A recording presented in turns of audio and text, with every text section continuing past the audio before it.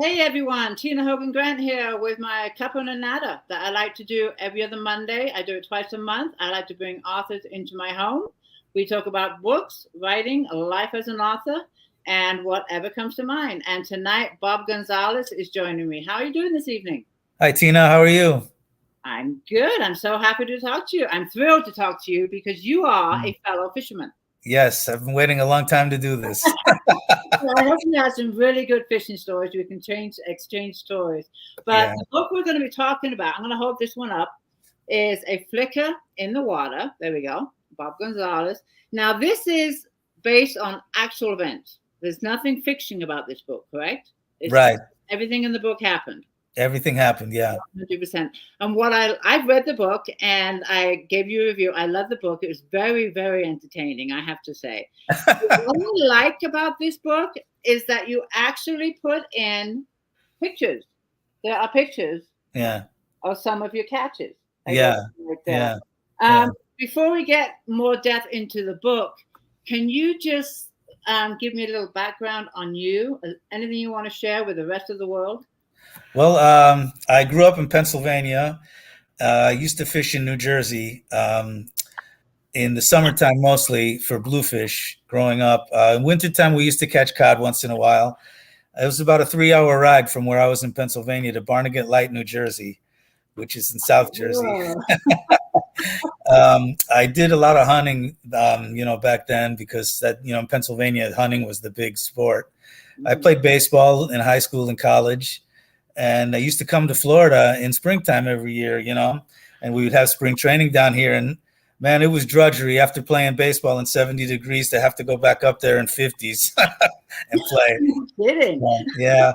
I moved to Florida, after college, I moved to Florida in my 20s. I opened up a small business down here called the Pretzel Twister. And we actually named the boat Twister after the business. Oh, I like that. Yeah. And I started fishing because, fishing in Florida and the Gulf of Mexico, in Destin in particular, in the Northern Gulf, is the world's luckiest fishing village. So I really got into it. And after about 15 years of accumulating stories, I said, you know what, these are entertaining. I think I have some stories people might like to hear about. So I wrote the book. And it's a very entertaining book. It really Thank is. you. When you contacted me about my Cuppa A Natter chat, I was excited because you asked before we went live if I've interviewed any other fishermen, and you are the first. Me being a commercial fisherwoman, for 10 years, it's great to actually be able to connect with another fisherman. I feel the same way. That's great. Yeah. So when you contact me, oh yeah, I gotta have this guy on. Yeah. So I really love it. Have you ever thought about doing commercial fishing, or you just like to do sport fishing? Well, I've thought about doing some commercial fishing. Some of the guys that are in the book to do some commercial fishing, and it's a lot of fun. They stay out there for weeks at a time sometimes. Yeah. So my husband and I, we fished. I'm in California, so we fished out of San Clemente Island, and it's a 9-hour boat ride for us every time we went. So of course you can't just go to the island and come back with your catch. So we would stay for 7 to 10 days at a time, depending on the catch. And you can't go on San Clemente Island. It's owned by the government. That's where they do the Navy SEAL practices. So we had to live on the boat for 7 to 10 days, not stepping on land. And then my husband got into a fight. Oh dear. We survived. But there was a couple of times that, we just got into little spats. I'd go swimming. It was just you and him on the boat? Were there other people on with you? We had a couple of deckhands. One was, it's been a while. We have one deckhand when we have more traps. We decided to build more traps. So we brought a deckhand with us. But he'd never been on a boat before. So that was a challenge. And then, you know how it is on a boat. You have a limited supply of fresh water. We had water. And I think it was 30 to 50 gallons of fresh water. And that's what we used for cooking, for washing our hands. Because salt water wouldn't do it. You wanted to preserve your fresh water, period, plus for survival. The first day we were there, he used 2/3 of the tank of water. He was constantly washing his hands. He just, as soon as he got a little bit of fish stuff on his hand, he was right there washing his hands. Now we only have, this much for the rest of the week, and there's 3 of us on the boat. Mm-hmm. You know, so it was a challenge, and we had him for a week, and I think he came with us a couple of times, but it's like, okay, enough. Yeah. He had a great time, but me and my husband worked so well together, and we knew our roles on the boat. We just knew our tasks. You know, we just worked as a team, and it was great. We loved it, and we loved the solitude of the ocean, just like you. Yeah. We loved everything about being on the ocean, the freedom, the adventures. Never know what to expect.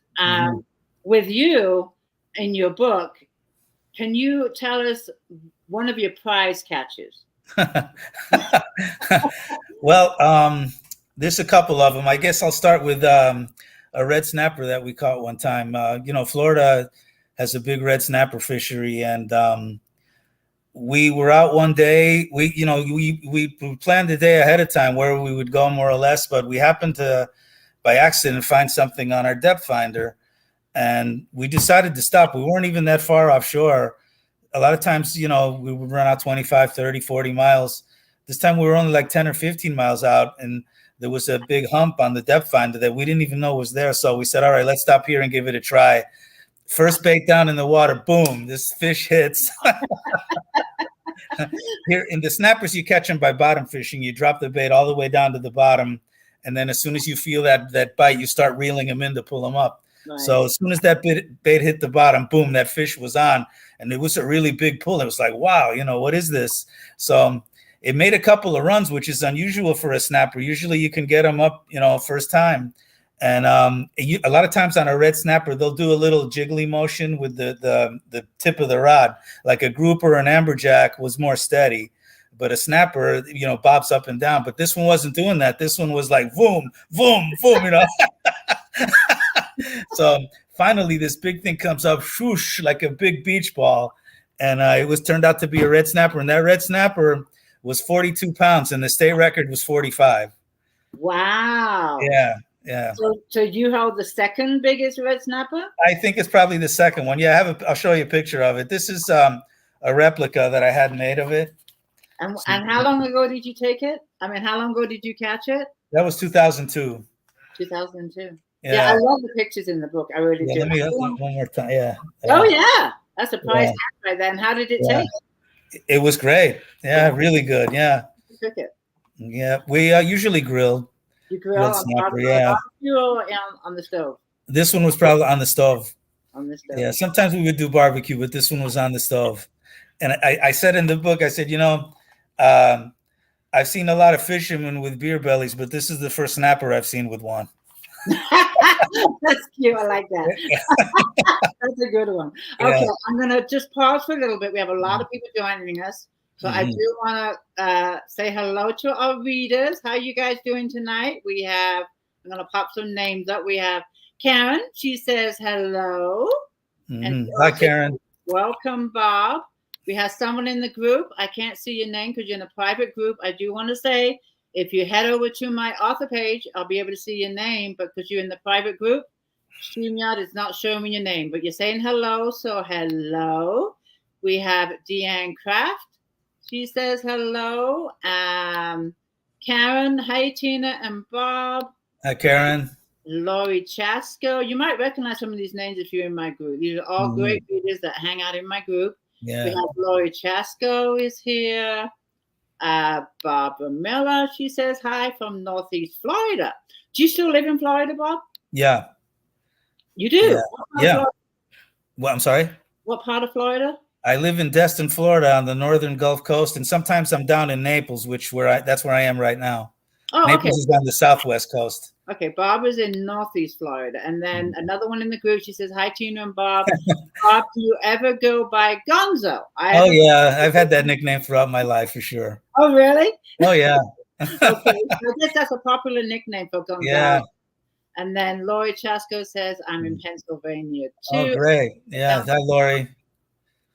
And then we have a question here from a reader in the group. She's asking, who inspired you to become a writer? You know, I kind of fell into it just by accident. I wasn't fishing as much as I had been, and I said, you know, I need a way to still be out on the water. And I had always been a fan of fish books, fish stories, you know, Poseidon Adventure, Old Man in the Sea, 20,000 Leagues, all that stuff. So I said, let me give me a try at this. So I went ahead and I started writing stuff down, and I like to play with words. So I played with words a lot while I was writing the book, and I just thought, this might be entertaining for people. So that's how it all got started. Awesome. And what's interesting, what I found fascinating is right in the front of the book, before you even get to your stories, you have a foreword. Mm-hmm. And what impressed me, it's right there, is that it's written by Mariel Hemingway. Yeah.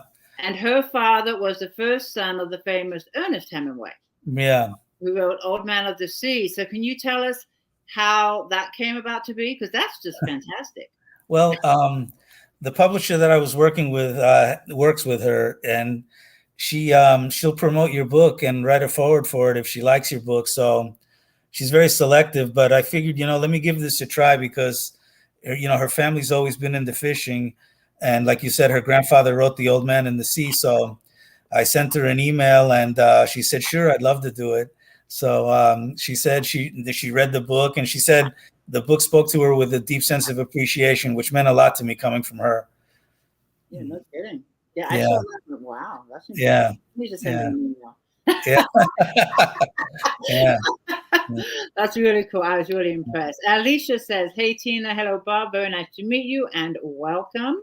Hi, Alicia. Okay, another question for you. Do you do any research before you write your book or books? Yeah.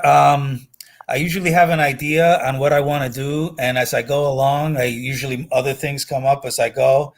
And then I do research for them. Like in this book, I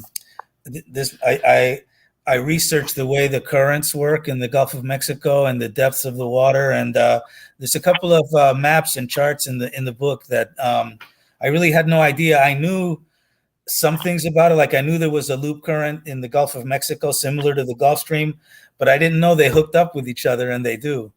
Oh.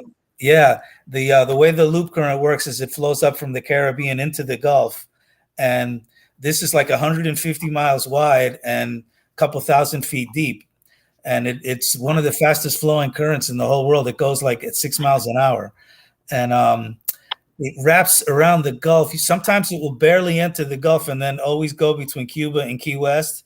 And then other times it comes all the way up the Gulf, almost to the whole coast, and then comes down and still wraps around Cuba and Key West, always connecting with the Gulf Stream, which I didn't know. So I thought that was really interesting. And not only that, the loop current gives off some offshoot currents that, become currents by themselves. And those things can last up to 2 years sometimes, which really fascinated me. 2 years. Can you believe that? I was really stunned when I read about that.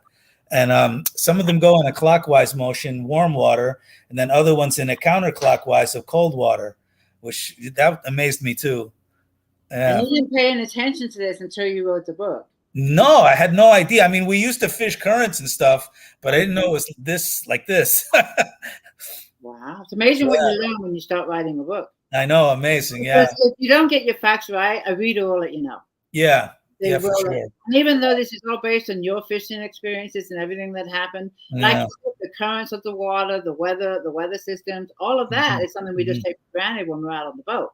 Yeah. Until you start actually picnicking or nitpicking at your fishing techniques. Yeah. And you're yourself, now, how big was the swell? What caused the swell? What causes that weather? Yeah. I better look into this a little bit more. So I see why, you had to do your research, even though it's based on, on true events and your experience. There's always room for more. Yeah. Yeah, totally. This is an interesting question. I like this question. If your book was made into a movie, who would play the lead role? And I'm sorry, I can't see your name, but great question. That is a good question. Who would play the lead role? I guess John Wayne would be good, but he's not around anymore. My hero. How about your husband, Tina? We'll get Gordon to play the main role. All right, there you go. But John Wayne is my hero. There's no one like him. Yeah. Good choice. Good choice. I like that. And he had the wild goose, which I've been now they do the brunches on the wild goose out here in California. So we've been on that like 2 or 3 times, me and my husband. He loved John Wayne just like I do. To his birthday, we tend to go down there and do a harbor cruise. Even though it's like a 2 to 3 hour drive, it's well worth it. If you're ever out in California, you got to check out the wild goose. It's Have you ever been to California? I was there once, a long time ago. Yeah. Did you ever fish out And there? I didn't fish when I was there. I went to Dodger Stadium. Oh, well, there you go. I do want to talk about this cover on your book. It's colorful, it's bold, it pops. Mm. Now, is this your design or your publisher's design, or is it a combination of the two? But now, is this represent the snapper? No, it's a Goliath grouper. See, we don't have those over here. I got that cover. That's a public photo, believe it or not. And I got it off the internet, and it comes from an aquarium in the Netherlands. And yeah, as soon as I saw it, I said, man, I want that. That's really, like you said, it's eye-catching. It's popping. It's it stood out to me. And at first I thought maybe it's a little kind of even strange or off-putting, but no, I thought it was worth it. I thought, man, that'll get people's attention. Now, you said this is in the Netherlands? In the Netherlands, yeah. Do you have this fish in Florida? Yeah, we have Goliath groupers here in Naples, yeah. And have you caught them? Well, I haven't caught a Goliath grouper. They get to be 800-900 pounds sometimes, 600 pounds. Those things are the biggest groupers in the grouper family. And you know what's funny about them? They're not in deep water. You can get them in 100 feet of water. They hang around bridges and pilings and different things, sometimes right off the beach. I haven't caught one. I've never fished for them, really. But I've caught gag groupers, black groupers, red groupers, snowy groupers. But I've never got for a Goliath. But not this kind. Yeah. What? Okay, when it comes to number one, did you fish at an early age too? Yeah. We used to catch bluefish in New Jersey when I was a kid. Oh, so did your dad get you into fishing? Oh yeah, he did. Yeah, he there's a few stories about him in there. In fact, he grew up fishing in Cuba. That's where he's from. He was from Santiago de Cuba, and there's a story about a tarpon that he caught when I think he was 10 or 11 years old with a hand line. And part of the reason why I contacted Mario was because Old Man in the Sea was actually written in Cuba while my dad was there. So yeah, so yeah, it's 1954, I think. And so yeah, it kind of like felt like a natural fit. No kidding. Yeah. And what about the longest fight for a fish? The longest fight. We had a fight with a swordfish for a few hours that I talk about in the book. The fight with the tuna that inspired the title. Mm-hmm. It was a flicker in the water. It was a yellowfin tuna. I call it a yellowfin, but it might have been a bluefin tuna. We're not sure, but you have to read that story on what happened. But that's what inspired the title of the book, A Flicker in the Water. It's an interesting title, and I like it. I really do. And how long was your longest fight with a fish? That was probably like 3-4 hours. And your adrenaline was probably just going strong. Oh man, yeah. Yeah. There's another story in the book. I didn't sleep for a week after we caught this amberjack. We caught a 110-pound amberjack one time, and that one was an old fish. He had wrinkly skin, and he had a marble, like a blue thing as an eyeball, no pupil. So I named him Marble Eye because he was blind in one eye. And that thing, when he came up, it was like a sea monster was coming up from the floor. The bubbles and the gills, and belly up. So all I kept saying was, holy, I couldn't stop, I couldn't talk. And I didn't sleep for a week. That fish had me so excited. It's amazing what, when you go out there, the adrenaline rush you get when you get a fish. It's amazing. You don't get it anywhere else. Yeah, I don't do a lot of the sport fishing like you did. For me, it was the commercial fishing, but it's the same kind of rush. When we pull up the trap and it's plugged, as you say, the adrenaline starts going and you're counting the lobsters out of the traps. And when you get an empty trap, it's the opposite. But is what, I talk about that in the book too. There's not a fisherman in the world who hasn't experienced frustration. If you fight through the frustration, just persist, you'll usually come out on the other side with something good. Something positive, Yeah. Yeah, I mean, we did some mako shark fishing. Real that I enjoyed. Yeah, I always like to stay busy on the boat. That's just me, which is what I loved about lobster fishing, because we fished anywhere from 150 to 300 traps. Mm-hmm. So we were constantly doing something on the boat, constantly. Mm-hmm. So with makos, when you get a mako, it's a great fight. It's a great challenge to bring that fish in. But when I have to sit and wait, I just get so restless. I get so restless. But it's well worth the wait when you get a good fight. Yeah, yeah. You know, Yeah. it really is. It really Yeah. is. A couple more people are popping in to say hello. We have Judy Morris. She says hello. Hi, Judy. Barbara's saying you are a new author to her. She's in the one in Northeast Florida. Okay. A Flicker in the Water. This is your debut, correct? Yeah. And are you working on another book? I've got some material that I've had for years about baseball, and baseball. yeah, and the different franchises and the history of the different franchises. Maybe I'll come out with something like that. I'm also working, like captions, like memes and things like that, because I like laughs. I like comedy. So, so I've got something like that. Maybe I'll do a combination like that sometime. Oh, there you go. And do you think you'll write any more fishing books, fishing tales? I need to get out there and get some more experiences. If this book does really well in 10 years, I'll come back with another one. 10 years, make it 5. 5, okay. Make it 5. Yeah. What's your favorite fish to catch? Oh, a mahi-mahi on a spinning rod. They are delicious too. They're delicious and they're fun to catch, and they put up a great fight, and they jump out of the water and they turn all kinds of colors. They're just fantastic. I love them.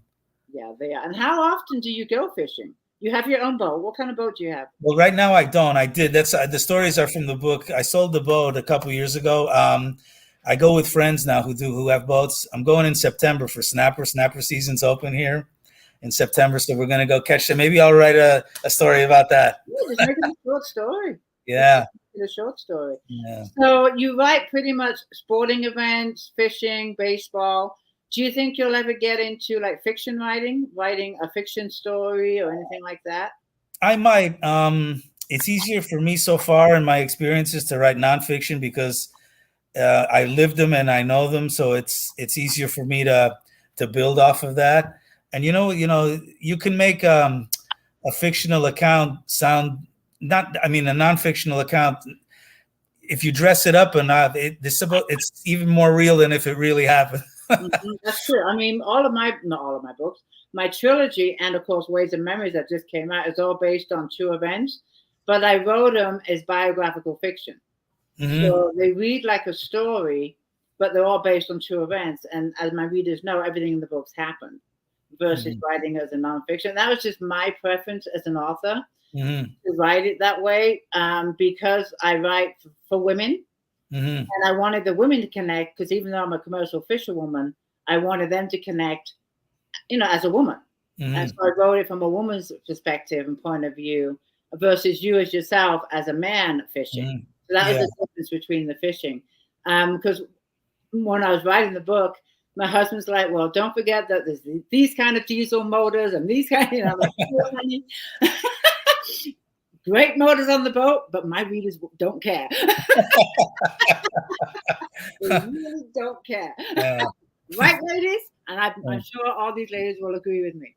So I didn't get into the technicalities of the boat because I was writing it as my experience as a commercial fisherman. And for me, and I hear it when you talk about your fishing experience, the excitement in your voice when you talk about fish, even when you just talk about it, the adrenaline.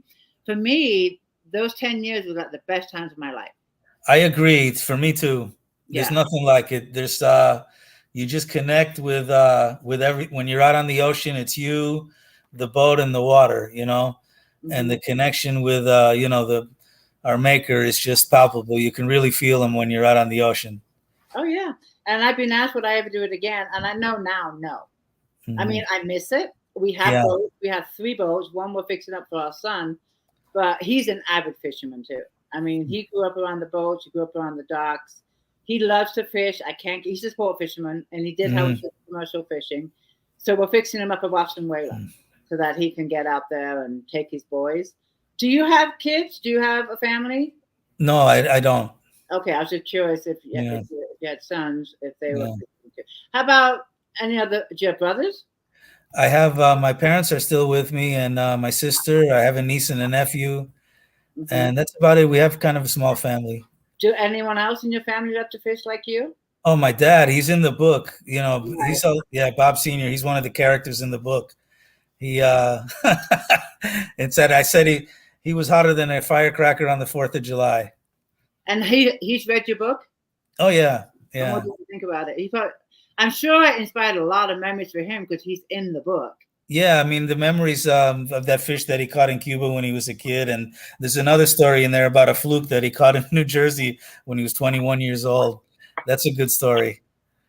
Is there any part of the world that you would just, if money was, not an issue, boat wasn't an issue, what part of the world would you like to just experience and go fishing? Well, some of those islands in the Pacific, they say, are just incredible. Like some of those islands in the Pacific. I fished the Bahamas a couple times, and that water was so clear. I've never seen anything like it. That was just unbelievable. One thing that really, really surprised me when I wrote the book was the Sea of Galilee is a freshwater lake. I never knew that. I didn't know that either. Yeah. I thought it was a saltwater body of water, a sea, I thought it was part of the Mediterranean Sea or something, but actually it's a landlocked lake in northern Israel. And they catch catfish there and bass and carp and things like that. So, yeah, to answer your question, though, I'd like the Mediterranean. I'd like to fish because they say that's really good, too. And, but the islands in the Pacific is probably. For me, it's Alaska. Oh, yeah, yeah. That's on the top of my bucket list. For my readers know I talk about Alaska. Yeah. I'm also a huge fan of Deadliest Catch. Yeah. I love that show. Yeah. I'd love to go to Dutch Harbor and see all the boats. But I would just love to spend, just give me a day on a boat and just catch as much salmon as I'm allowed to catch. Yeah. I mean, I hear that it's just unbelievable fishing. And as far as commercial fishing goes, I would give it a go for a day, even at my age, just for a day. Yeah. Put me on the Northwestern with Sig. I'll do it. Yeah. I'll do it in a heartbeat. Yeah. We got some other. Oh, Erin is here. Erin is an author also. Hey, Erin. She says hello. And let me see. I want to just pop a couple more questions up for you. We have one from Lori. She says, how old were you when you started writing? I was in my 50s, actually. I had read written papers in college that some of the professors really liked when I was in, my 20s, early 20s. But I never really gave it any serious thought. And they thought I wrote really well. So that probably helped inspire me to write, too, because I knew that at least somebody liked my work at one time. So I'm sorry. You still have your restaurant, correct? The Pretzel Twister, yeah.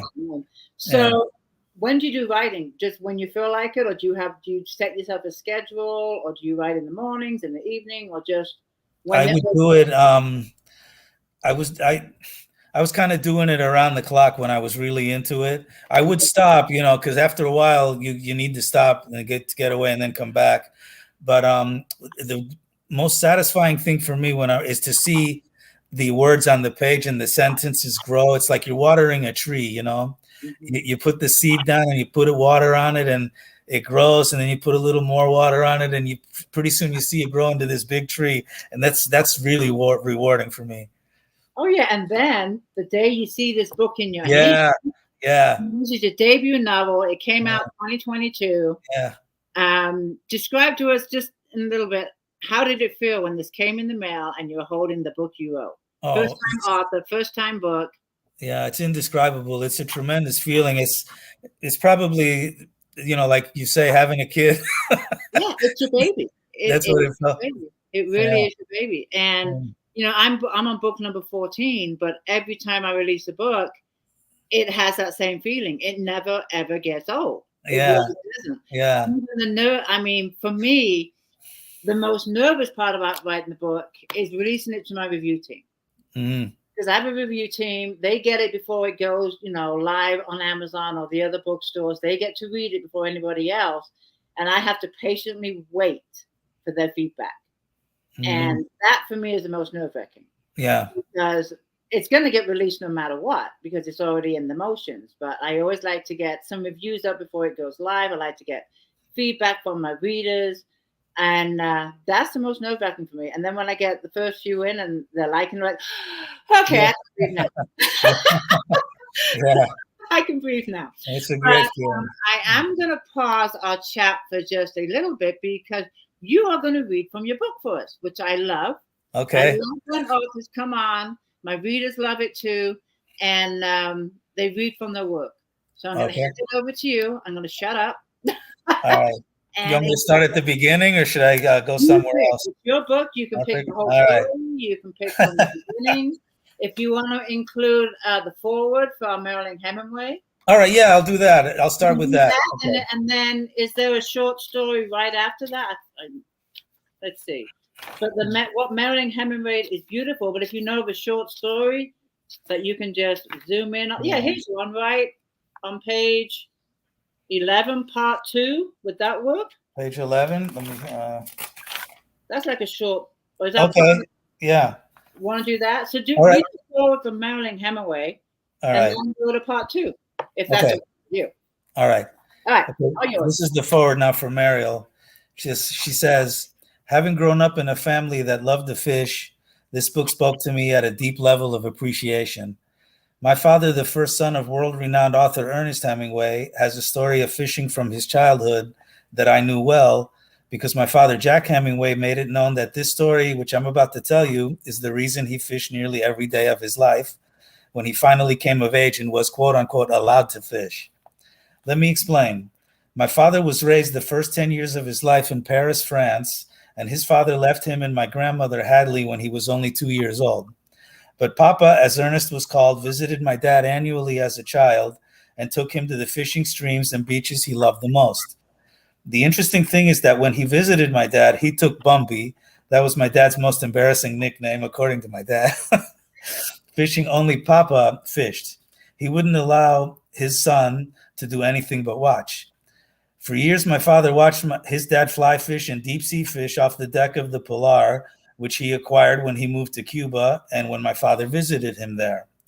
But until he was around 16 or 17, he was only allowed to watch his father fish. As you can imagine, a boy yearning to learn and become good at something, those years of watching created a desire to fish in my dad that couldn't be satiated right up until the end of his life. My dad's watching spawned, pun intended, a deep understanding of the water, whether it was fresh water or salt water, and a true understanding of the fish and what they wanted to eat and at what time they wanted it. My dad became a world-renowned fisherman. He fished around the world and fished most days of his life, even when I was growing up in a small town in Idaho. Fishing, as my dad taught me over the years and his father taught him, is more about the experience, the water, the fresh air, the temperature, the stillness, or the current, and of course the landscape or seascape that surrounds you than it is about hauling fish onto a deck. There is a zen to fishing that speaks only to those that have gone out in the water and experienced everything about the environment they are in. You are a visitor when you are out in the ocean. It is a world you must respect and honor as far more powerful than any man. The sea belongs and is run by the creatures that live and survive there. Bob Gonzalez's book is a homage to fishermen and their need to explore the water, especially when deep sea fishing. It is a sport, of course, but for the fishermen, it is a religion. So bravo to Bob Gonzalez for this poignant window into the world of deep sea and the extraordinary fish that call it home. A Flicker in the Water is a telling title to the stories that emerge from that flicker. I tip my hat to Bob Gonzalez, to my dad, and to my grandfather, who also saw or see the flickers of the water as a symbol of the men they wanted to be, men who spoke the language of the water. Beautiful. Anyway, yeah. Okay. Now we'll read a passage from mine. The one Tina picked out. On page 11 here. Okay. All right, yeah. Realizing as the hour turned to 3 a.m., sunrise was only 2 short hours away, we tied the boat to a supply buoy, shutting off her engines, figuring it was time to try another method of fishing. Instead of dragging lures around, we tried jigging artificial baits called spoons up and down the water column. Having a varied selection of live baits kept fresh in the live well as backups to be used if needed. Having a well-functioning live well pumping water through the bait fish, giving their gills much-needed oxygen in the confined space, keeps the bait fresh and lively. There can never be enough fresh live bait on board for a fishing trip. Fresh live bait can be the difference between an ordinary trip or possibly catching the fish of a lifetime. Jigging is a lot like playing tug of war with the water. A couple of pulls on the line followed by a couple of cranks of the reel. The water resistance provides a better workout for your arms and shoulders than lifting any free weights ever could. Fastened at the end of the line was a long silvery precious metal in the shape of a banana. The light from the oil rigs was reflected by the silver jig, which in turn we hoped a flicker of would catch the fish's eye. When live baiting, the bait does the work for you. The more seductive work for you, dancing around in the water trying to get the fish's attention. The more seductive the dance, the better. Live baits also give off a natural vibration, exuding a scent trail in the water that an artificial lure simply cannot, no matter how you dress it up. The middle of the night air smelled of sea salt that could clear anyone's sinuses, and the sweat from the summertime humidity, which was thicker than a bowl of clam chowder, could cause a salty tear to melt in your eye. Life at sea always agreed with me. A real fisherman can be landlocked for only so long before the itch of chasing the fish needs scratching. It's the battle between man and beast that keeps the motor burning in your psyche, and if you're lucky enough, fuel in your boat's engines to keep going those extra miles. Love it. Love it. Thank you so much for the read. Thank you. I love what Mel Hemingway wrote. That was beautiful. Yeah. Talking about you saying you have to be out at sea. You know, you're a fisherman, you get landlocked. You say you're going fishing in September. That's like 4 or 5 months away. Will you be going fishing before then? I hope so. We'll see. Maybe. You go out on the sport fishing boats at all? Yeah. I have friends who do it for a living. They commercial fish and they charter fish recreationally for a living. So I go with them. Oh, there you go. Yeah. My son, when he was 14, he was a deckhand on a sport fishing boat. Yeah. And he loved it. He was 14 years old, but he just wanted to be out on the ocean when we weren't fishing. What kind of fish did he catch? Oh, he catches everything from tuna, mako sharks, bottom fish, barracuda. Yeah. Whatever bites, he's catching. You have barracuda out there in California? Yeah. Mm-hmm. Yeah. Yeah. Mm-hmm. And then he likes halibut. Oh yeah. Halibut. You have halibut out there, don't you? Yes, you do. Halibut. We have flounders. But it's similar. It's like halibut. They're like halibut. They're smaller though. The halibut are the big ones that you catch in the colder water. Right. These the flounder are smaller, warmer water fish. Okay, but yeah, he goes out any chance he can. In fact, I think it's next month he's taking the whole family, because the whole family loves to fish. The grandkids love to fish. Yeah. His wife loves to fish too. So it's great that they all love to fish. The one thing is James is the eldest grandson.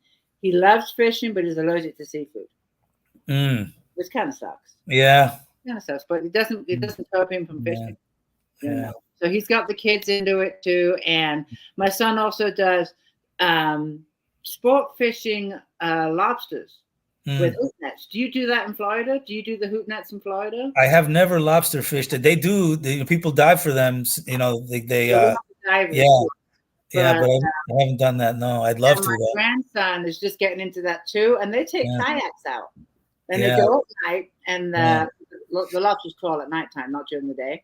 So you have to do the hoop nets at nighttime. And last year, my grandson went for the first time with his dad, and each had a kayak. The grandson had like 2 or 3 of his own hoop nets, and he pulled up and got his own lobsters. Oh wow! So proud of himself. Yeah. So first time he's caught his own lobsters. Yeah. That's going to be a seasonal thing now, because unlike the East Coast here in California, our lobster season is seasonal. It's 6 months out of the year, from October to March, and that's for commercial and sport fishing. Now, is it also in Florida year round? They have seasons here too. Oh, they do have seasons. Yeah. Maine lobster is year round. Is it? Yeah. But in Florida, do you know when the seasons are? I think they have 2 seasons. I'm not sure exactly when they are, but they might have a summertime season and maybe a spring or fall season. But there are 2 seasons, and they trap in the Keys mostly is where they do most of their lobstering. That's really popular down there. And they set up traps twice a year. Traps, yeah. Yeah. Okay. And then you have the diving lobsters, and then you have the hoop diving again. And with the sport fish, I know you haven't fished lobsters, but of course, me doing it in the past, I'm always curious about other states and other coasts. Do you know if for the sport fishing they have a limit? Like over here, it's 7. For lobsters? For sport fishing, yeah. They can only get 7 a night. They probably, for the lobsters, I don't know, but I know that for snappers and groupers and things like that, there are limits. More than ever. Yeah, they're getting stricter and stricter, which is, I guess it's good for the fish. You know, there's a lot of fish again. I mean, that's why the California lobsters are only fished 6 months out of the year. Yeah, because that gives them 6 months to breed. Yeah, to reproduce. Yeah, and they have to be a certain size before we can count them. You can't get we call them a short. Yeah. And it's the same with fish. You know, you have to catch a fish at a certain size. Has there been any moments that have been like terrifying, life-threatening? I don't know about life-threatening. We've run into a couple of rough times, you know, but I don't think it's been life-threatening. It's been rough as you know what, though. You know, you're bouncing around all over the place. Some people get seasick. I've been seasick before. I'm not afraid to say it. But and it's not fun. But sometimes you have your best catches actually on those days when you get seasick. That's happened before. Oh yeah, I mean, when we went to San Clemente Island, we were there for 10 days at a time, and it's like something's bound to happen. In 10 days fishing, it can't all go smoothly. Yeah, and it never did. It never did. And those incidents I talk about in my book, and one of them, if the readers will know about it, is we get bait from a fish market in downtown LA, and some of this fish you don't even know what it is, but it's great for lobster tax. You just mash it up and throw it in the bait. And one time my husband was pressing down on the bait, and it poked him. Ooh! Whatever was that kind of fish, it had spine needles on it. Yeah. Poked him. Within minutes, his hand was swelling up like a balloon. Really? Swelling up. And we're 60 miles out at sea. You can't just, go to emergency. Yeah. There was our first day of fishing. Yeah. With the lobster fishing, our first day is the most money maker. Yeah. And that will pay for us to come back out. If we don't catch enough lobsters during the first few days, we're not going to come back out because you need money for fuel, money for bait. Yeah. Money to spend 10 days out there, money for cigarettes when we smoke. So, and anyways, his hand swelled up like a balloon and became numb, and it went all the way up to his arm. Wow. Yeah, but he continued to fish. There was no way we were going to turn around and go back to the mainland. And it's what we had to do. And we had a what we call the little boat, and there was an outboard motor, and he actually sat on that little boat, or the outboard, because our steering broke too. But he sat on the outboard of the motor. I worked the throttle, and he was doing this with his butt to steer. Yeah. That's how we fished to get back home. And within 3 days, his hand started getting feeling again. But we have no idea what kind of fish did that. But it was some kind of poisonous fish that got in there. And I actually had to tie it to his waist, so it wouldn't flop around and he could, damage it, because he couldn't feel it at all. Wow. So there's kinds of little stories like that of stuff that happened to us from fishing, because something always, yeah. Yeah, always happens. So I was just curious if you had any kind of stories like that. Well, we have one story with Bob Sr., my dad. He got a treble hook stuck in his finger when we were fishing for a mahi-mahi. Yeah, we pulled him on the boat and threw him in the cooler, and they kept flopping up and down, and the more this fish flopped, the deeper the treble hook was going into his finger. So finally we cut the line, and we got some wire cutters. We cut the hook, pulled the hook out of his hand, to a couple of big holes in his finger. But we put some hydrogen peroxide, bandaged it up, and he was fishing again. Yeah, that's it. You just got to keep on fishing. You got to keep going. Yeah, that's the mentality. My Spritty, you'll get to know Spritty when you read Waves and Memories. She was our fishing dog for 19 years. She was the best boat companion. She loved fishing. When we got her, she came from a diver who cleaned bottoms of boats. So she was brought up around the water, around the marina. And she was just awesome on the boat. She was entertaining. Everybody knew her. Everybody loved her. And she actually got a fish hook stuck in her mouth. Really? When we pulled a fish onto the boat, she was right there just jumping up at it. And the fish fell off. It was a halibut. It was during the halibut derby. Yeah. And the fish fell off, and Spritty jumped up, and there was just a hook there. So she jumped up, and the hook got right in her mouth. Wow. Oof. I talk about that story in the book. And all right, yeah, can't wait to read it. Yeah, Spritty. Many other ones. Yeah, other ones are Spritty. I saw a couple more questions I wanted to bring here.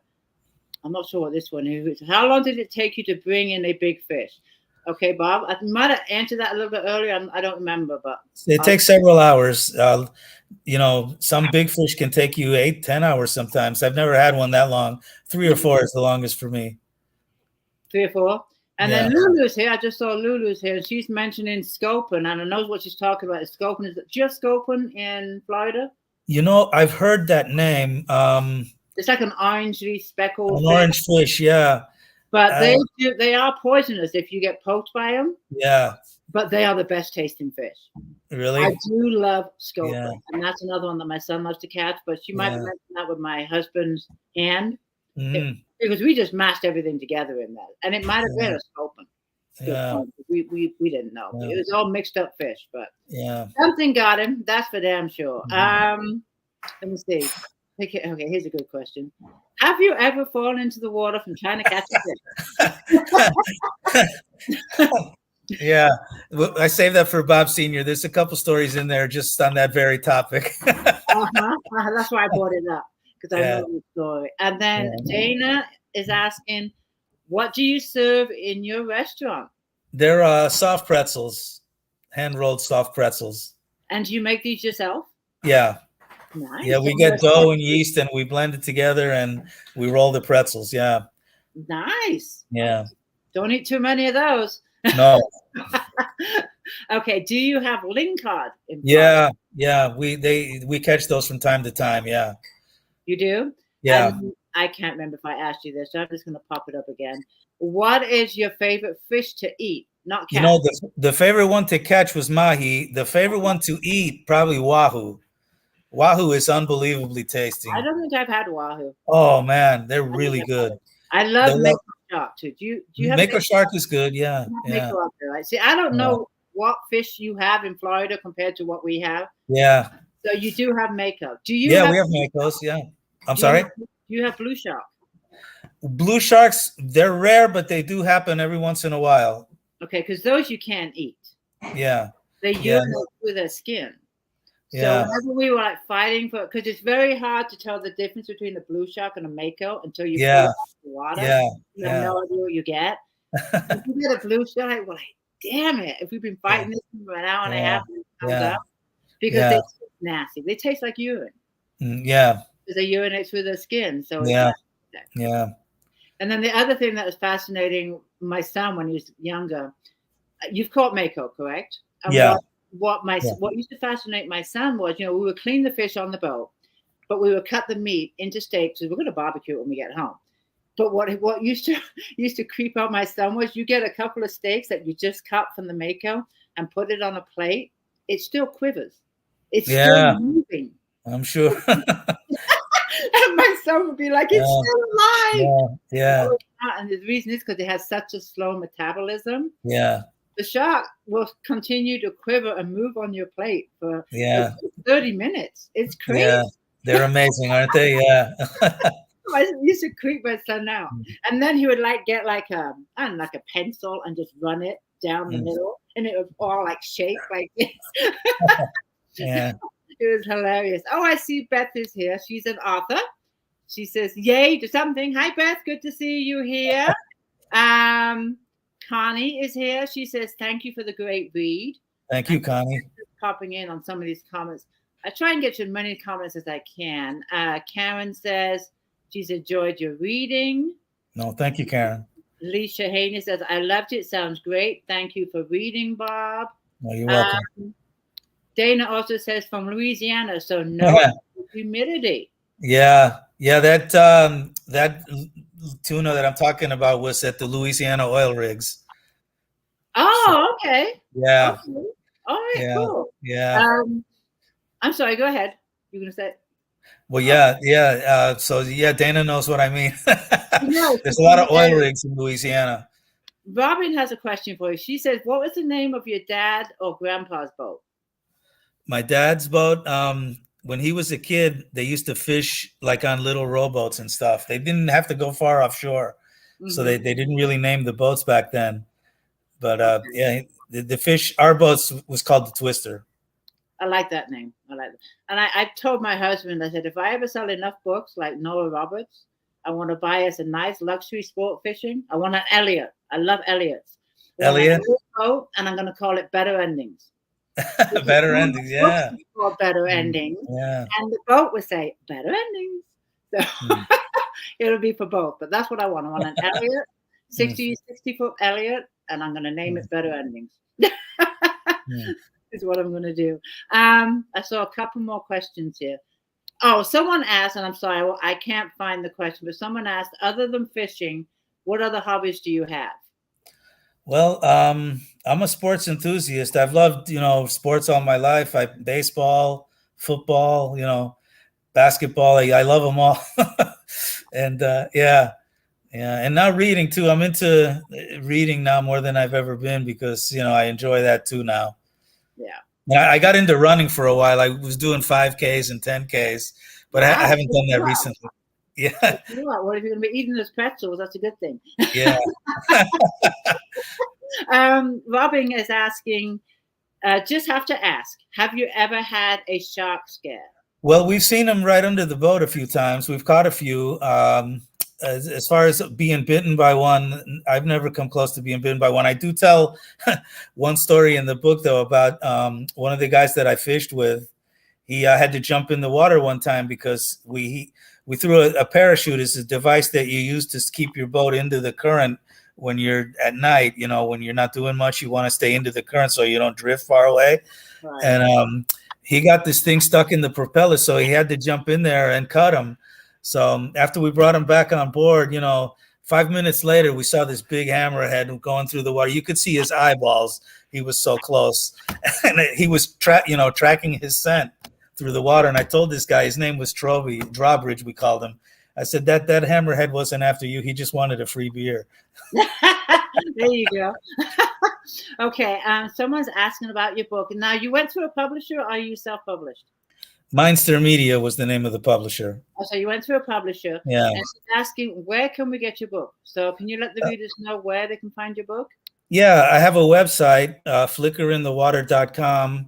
The book is also on Amazon, Barnes & Noble, pretty much anywhere where books are sold. The book is A Flicker in the Water. The website, though, is Flicker in the Water. I couldn't use the A because it was taken or something, one of those types. So, but flickerinthewater.com, you can find everything right there. There's links to Barnes & Noble and Amazon. Okay, and it's also on Kindle and Nook. Kindle and Nook and Goodreads, anywhere books are sold. And what about Kindle Unlimited? I don't think it's on that. I have a paperback and a Kindle. Okay. So it's not on Kindle Unlimited. Yeah, what I want to do eventually is get an audio book and maybe a hardcover book, and I also would like to get it translated into Spanish. Oh, that'll be good. Yeah. That'll be good. Yeah. What about large print? I get some readers asking for large print, and I might look into getting large print on some of my large books. Print? I might. Yeah, I might. I have some readers that are asking for large print. I've got audio coming out eventually. I mean, my narrator is working on the trilogy right now for the audio, but it takes time. It takes time. And what I like about her is she's not rushing it, and she wants it to be perfect. So I'm like, take your time. Yeah. And it's not cheap. Yeah. It's not cheap. Yeah. And I self-publish. So anything that I do with my books is, out of my book money. Yeah. Christine is here. She's asking, what is your favorite genre to read?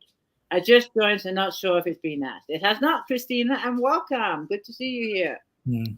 I like nonfiction, probably sea adventure stories mostly, or anything outdoors. Biographies, that kind of thing. I've read a lot of interesting things by just by reading biographies and nonfiction sea stories. There you go. And then someone's asking, do you have a favorite author? Well, I like Hemingway because of The Old Man and the Sea. That book probably more than any other inspired mine. I like The Odyssey. Everybody read The Odyssey by Homer. That's an old book. The Odyssey is really good. I have not. Yeah, the great adventure stories in The Odyssey by Homer. I've got to put this comment up because I think it's really cute. Tell Bob I think he's cute with a great attitude. Thank you, Tommy. I admire that, Bob. Yeah, thank you. Very cute. Let me see. The last thing, we are wrapping it up pretty soon. We're coming up to the top of the hour. These chats go by really fast. Yeah. I would love to talk to you for another hour of fishing experiences. Number one, you're working on your second book. Do you have a release date for it yet? Or No, that's probably a few years down the road. I haven't really thought about that far ahead yet.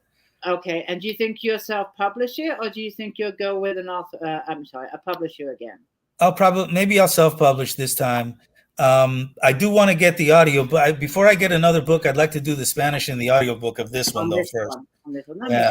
And Yeah. I keep seeing these great comments that I want to put up. Sonia says his website is beautiful. Oh, thank you, Sonia. I wanted to pop that up there. Yeah. And then the other question I have, which I like to ask all my author friends, for someone that is looking to publish the very first book, whether it be self-published, through a publisher, a traditional publisher, what advice would you give them? Take your time. It's most, like for me, I couldn't wait to get the book out there, but I used the degree of self-restraint. I wanted to get it just right before putting it's worth it to wait and just make sure the work is right and it's how you want it. And when it's ready to get out there, you'll be glad you waited. There you go. Good advice. And you are doing a giveaway, so I want to thank you for that. And can you let us readers know what you're giving away?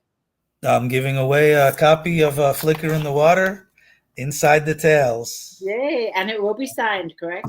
Yes, ma'am. Okay, and this is for our readers that are watching this live, and because of shipping costs, it's US only, correct? Yeah. Okay, great. And you've asked me to pick a winner for you, which I would do. I'll go into the group and I'll look at the author page, and I will pick a winner in an hour or so and tag you and have the reader reach out to you. And then I'm also doing my regular giveaway readers.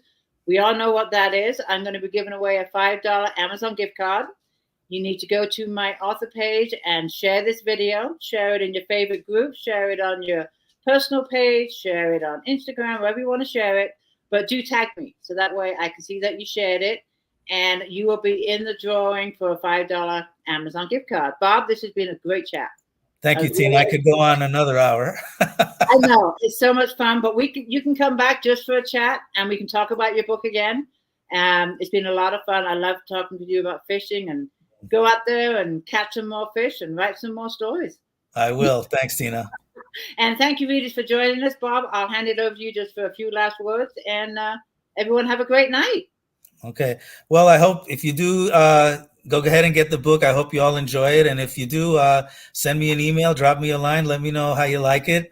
And we'll talk some more from there. And I hope you enjoyed our conversation tonight. It's been a lot of fun. And I know that you are in my group, Read More Books. So please be active in there. Say hi to the readers. Wednesday is share days for authors. Feel free to post your book on Wednesday if you want to do a takeover. And you actually were on the birthday bash. That's right. You were in the birthday bash. Yeah. Thanks so much for being that. And when we have two other parties like that, I will definitely reach out to you and let you know. Sounds good. All right, guys. Everyone have a great night. And I will be announcing the winner in about an hour or so. So good night, everybody. And thank you. Okay. Bye-bye. Bye.